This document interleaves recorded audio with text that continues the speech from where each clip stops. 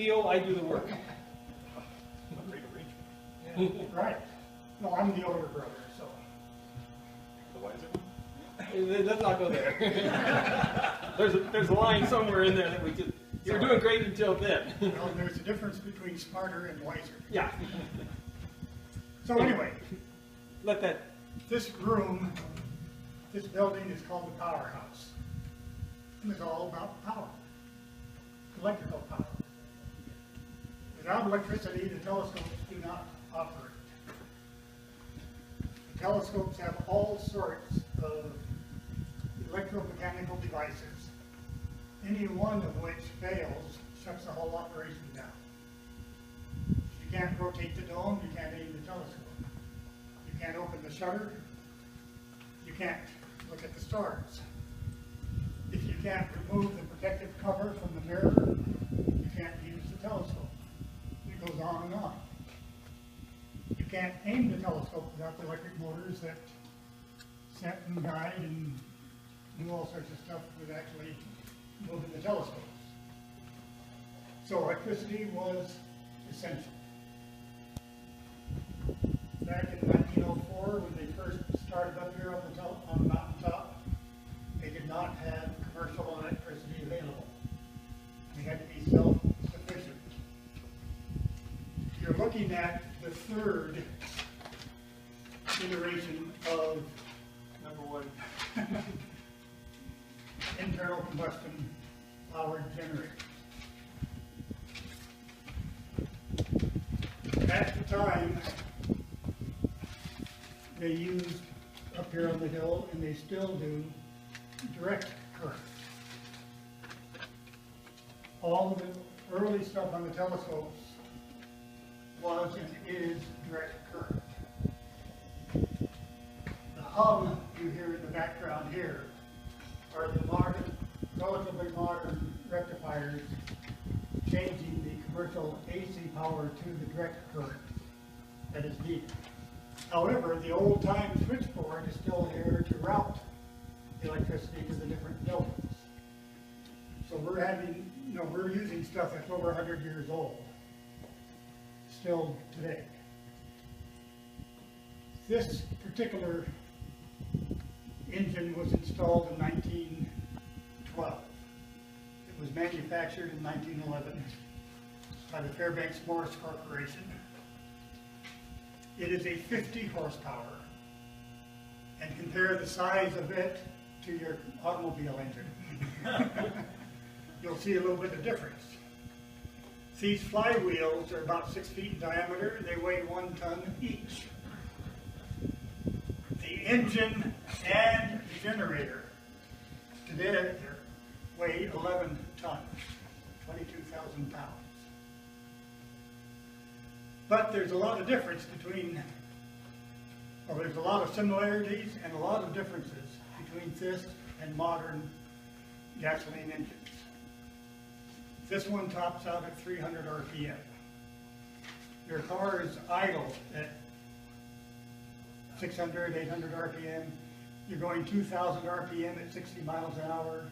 You're redlined at 5,000 RPM, typically on automobile engines. But this has a whole bunch of torque. You have the, 2 tons of flywheels spinning around. You have pistons going up and down that are cast iron, very heavy. You have counterweights on the crankshaft. So you start this thing moving, and it takes an awful lot of power to stop it. When we do run the engine, and we shut it down, it takes 2 minutes for it to coast to a stop. Just to give you an idea. Similarities. It's a 4-stroke cycle.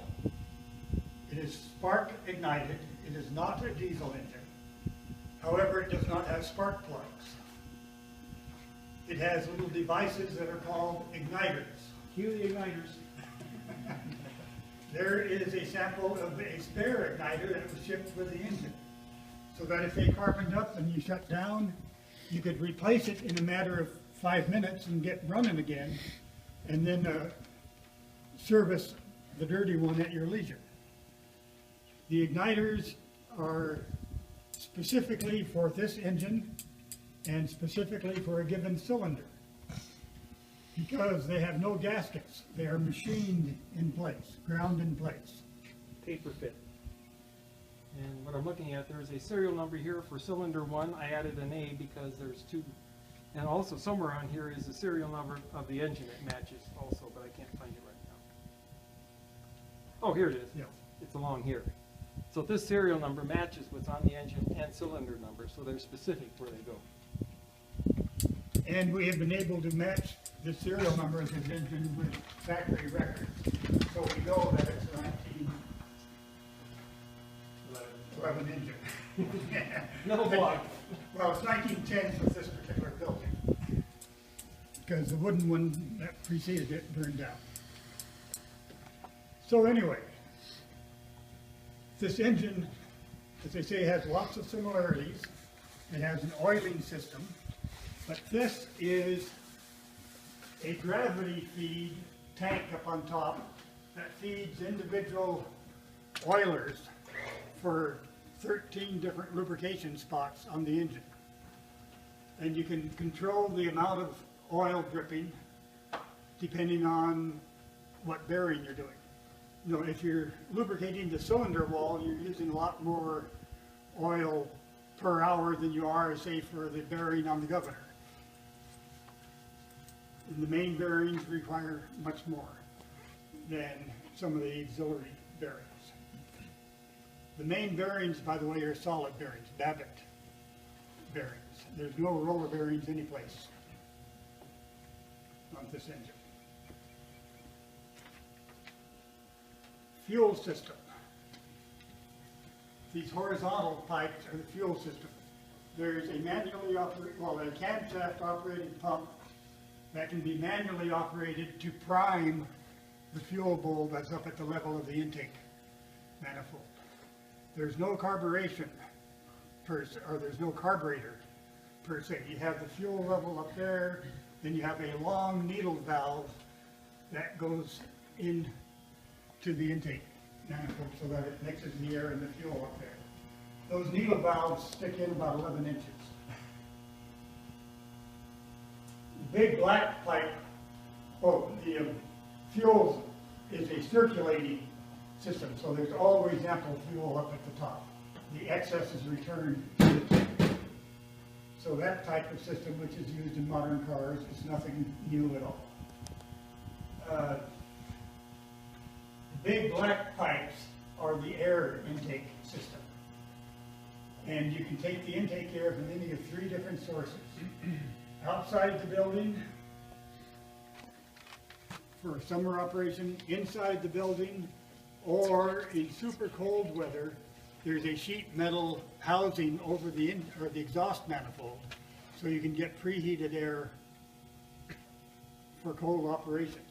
And that was needed when they first used this engine, because they did not run on gasoline like we do. They ran it on what's called California distillate, which is a heavier fuel. It's not as heavy as kerosene, but it's heavier than gasoline. And they had to actually pour gasoline into the intake manifold to start it when they were using the heavier fuel. That same fuel was used all around the mountaintop for space heating and cooking and so forth. They had a big supply tank and then pipes running to little local tanks. But you do run it on gasoline now? Yes, we run it on gasoline. And if you were buying an engine like this, you told the factory what fuel, and they would set up the fuel system for whatever fuel you were burning. And it could be anything from heavy oils to a variety of lighter distillates, including gasoline, or a whole bunch of different gaseous fuels, like wellhead gasoline in oil fields, what they call producer gas or town gas, coal gas. You told the factory and they would set it up properly. This particular engine was guaranteed to put out 50 horsepower at 6,000 foot altitude on California distillate. We don't run it up to quite the full 300 RPM. We throttle it down to about 280 or so. No reason to push it. We have respect for our elders. Cooling system. There are water jackets around the two cylinders. The two cylinders, by the way, are 11-inch bore by 13-inch stroke. When you do the arithmetic, you end up with 2,500 cubic inch total displacement, which is about half a dozen small block Chevys, which, by the way, just had its 50th anniversary. So the small block Chevy is no longer a new engine. But anyway, the cylinders have a cooling or a water jacket around it. And originally there was no recirculating system. They just ran domestic water in, ran it through the engine to cool it, and literally ran it out down the hillside. Total loss cooling system. But the water was reused before it went down the hillside. Right next door in this building is a shower room. And if you heard the engine running, you had warm shower water coming out of the engine. And the only warm showers on the mountaintop in the early years. Okay, speaking of displacement, 2,500 cubic inch, 11 by 13. Fairbanks-Morse, even back in those early times, was a very smart company as far as selling engines to the waiting public. They took this size cylinder and sold it in engines of either 2, 3, or 4 cylinders. So all of the valve gear, the bearings, the rings, the pistons, the connecting rods, all of that was usable for a big range of engines. And it could be 50 horsepower, 75 horsepower, or 100 horsepower, because you'd get 25 horsepower per cylinder. They also made the same actual design, identical design, but with a larger cylinder that put out 50 horsepower per cylinder. So, and they did those in 2, 3, or 4. So you had it anywheres from 50 horsepower, this is the baby of the line, all the way up to 200 horsepower available, all on one design engine. Very clever marketing. General Motors does that with diesel engines. Maybe heard of 671 Jimmy diesels, which was a very useful one during the Second World War. They made 1-cylinder, 2-cylinder, 3-cylinder, 4-cylinder, V6, V8, V12, all with a 71 cubic inch cylinder, same basic concept. Okay. So Larry, Yes, from what I'm gathering, this was a standard product for Fairbanks-Morse? yes. And Fairbanks-Morse was probably the largest engine manufacturer in the country at the time. International Harvester was another large company, and then there were several others. I mean, even Westinghouse made internal combustion engines. Ingersoll Rand made internal combustion engines, even though they're primarily known for compressors. So anyway, this particular engine is designed to drive a DC generator, and it is directly connected. A lot of these engines would have a big pulley and a belt going to whatever engine might be running. You might be running a water pump, you might be running a big factory with an overhead line shaft, with belts going down to all sorts of machines. You know, they were extremely versatile power units where you did not have commercial electricity available. This particular generator, that's what it is, it's a DC generator, is a 40 kW, 125 volt generator. And what it did was charge up a whole bunch of batteries. So this is basically a battery charger. A batteries were housed in this building underneath the middle roof. It's dug into the hillside down there, and that was the battery bank.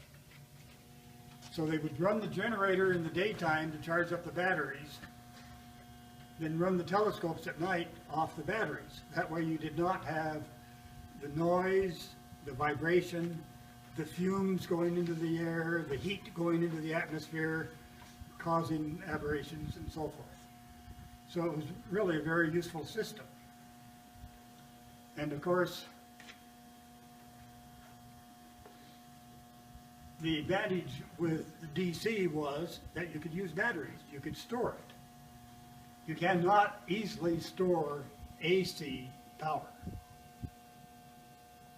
They do it sometimes by having lakes at different levels, and you pump water up and down between the lakes, but not the world's most efficient.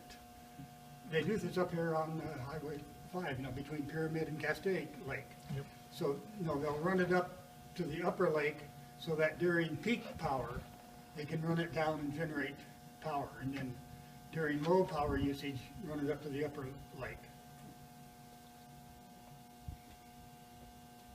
They got Edison power up here either in 1914 or 1917, depending on what resource you've looked at. Oh, I thought it was 1923. I thought it was 23. No, Earlier than that, yeah? Edison, a paper that I've said written for Edison Company says 1914. Oh. A logbook here says 1917. South of what I province? suspect 1914 was for the hotel. Ah, that sounds about right, yeah. That's probably 50 hertz or 25 hertz or something, right? They had some odd frequencies in those days. I have no idea. I don't either. But anyway, an engineer here gave a 1917 date for Edison hookup to the observatory. They still used, of course, all the equipment was DC. After we run this engine, we'll have you inside here, we can look at a motor generator that they put in eventually with a big AC motor running a DC generator. Because it would have been cost prohibitive to convert all the equipment to AC. Don't even think about it. It would be virtually We still don't do it. impossible.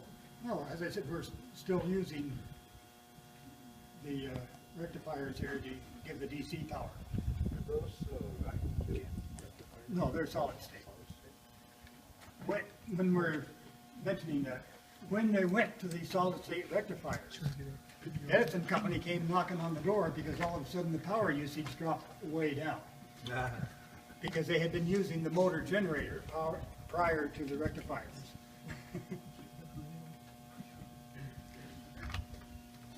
So anyway, about the only system on the engine I haven't talked about is the starting system.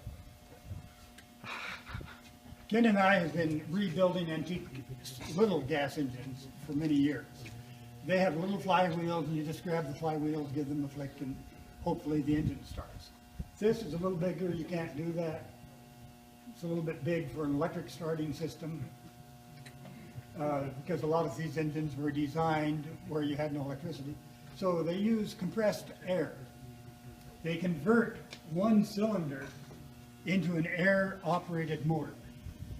And hopefully the engine fires up on the other one.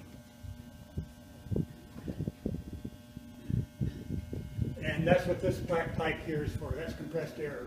We're using a modern, relatively modern AC type compressor right now for the starting air. If there are no questions at this point, we're about to try to start it. I say try because it's been several months since we have run it. We drain it during the winter so it doesn't freeze. Yeah, we don't leave it with, yeah. I have a quick question. Sure. What shape was it in when you first got your hands on it? Oh, okay. Actually, very good shape, because it had always been locked up, and protected. There was some broken glass, maybe on some of the oilers and stuff. When we did not rebuild it, we refurbished it. We did not even go inside the engine. We haven't done anything as far as internal bearings, piston rings, and so forth. We reworded all the external systems, put new glass in. The igniters use a stack of mica washers for insulation, and we put new mica in there. I rebuilt all 4 igniters. Yeah. And so far, we have not had to use the replacement igniters. We don't run it enough hours for it to carbon up. We run it, 5 to 10 minutes max at a time. And A couple of times a month. during 9 months out of the year, so it doesn't add up to that much total time. But we've heard no bad noises or anything like that as far as bearings or rings or connecting rods or anything like that. There's a couple of square-headed bolts there. Those are for adjusting the bearings that are in the middle of the crankshaft. There are wedges that go underneath. And the shop manual that we have says that you tighten it until you feel drag and then back off a little bit. For precision. Once it's running, I will take off these covers and you can see the inside of the engine turning over and over and over. Yeah. And we're only going to run it, as I say, for about 5 minutes or so. While it's running, after you've looked at this, it's worth your while to go back up to the breezeway up there, walk around to the other side so you can hear 2,500 cubic inches of unmuffled engine out of the exhaust pipe. We unmuffled, we see a nice long pipe right up there. Well, yeah, but there's, And an elbow, I know, it brings up the sound. it's restricted a little bit, but it has no muffler per se. Not a lot, I think. Now, a lot of times on these big engines, they had what they called a muffler pot, which was a big round cast iron vessel that they ran the exhaust into, and then a separate pipe Yeah, that extended down into that pot. yeah, muffler. And then they would have perforations on the pipes inside the pot, and it acted like a muffler. Low RPM, we think a big muffler. And sometimes they would have, in a big commercial operation where you might have a whole warehouse full of big engines, they'd have one huge muffler pot that they'd run all the engines into. And you better synchronize them. And they'd have this partially filled with water. Yeah, So you'd have an irregular surface on the inside to break up I'll bet it was. the sound waves. So they did a lot of clever engineering. They were not dumb folks. So anyway, when you get around to the other side, you can come part way into the building. Then when we shut it down, we'll talk about some of the stuff that's on the other side. So, Electricity. oh, we did not talk about that. What I just turned on was a low voltage generator to power the igniter. That generator used to be powered by friction on a pulley here. But they decided that if they could do it this way, they'd have full spark.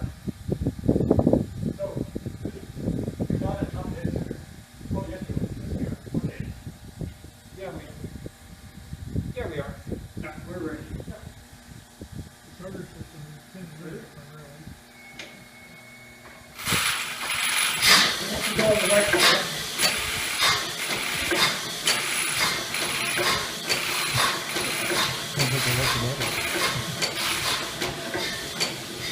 Maybe we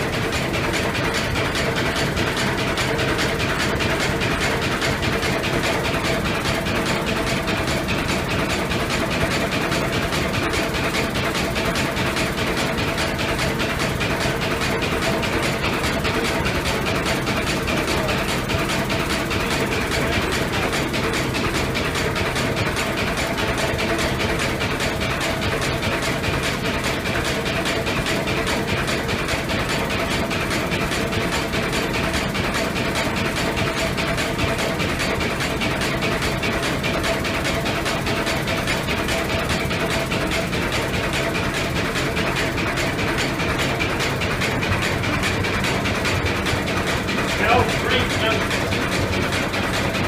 fresh air.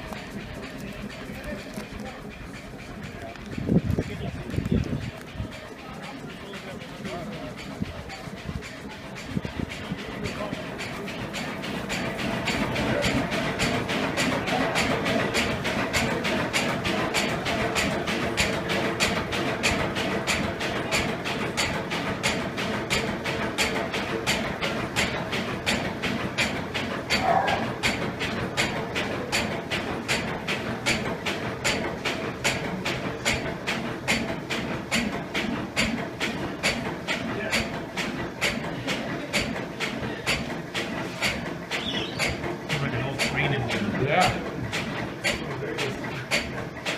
Smells good. Yeah, they're generating electricity, so that's the spinning magnet.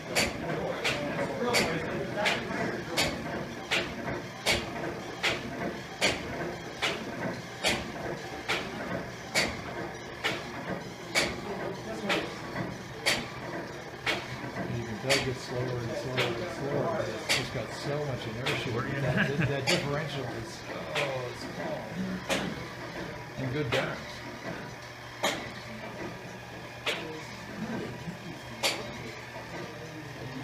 Yeah, special trucks, that was the first class.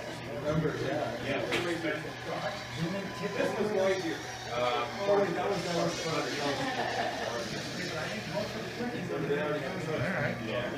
And that's it.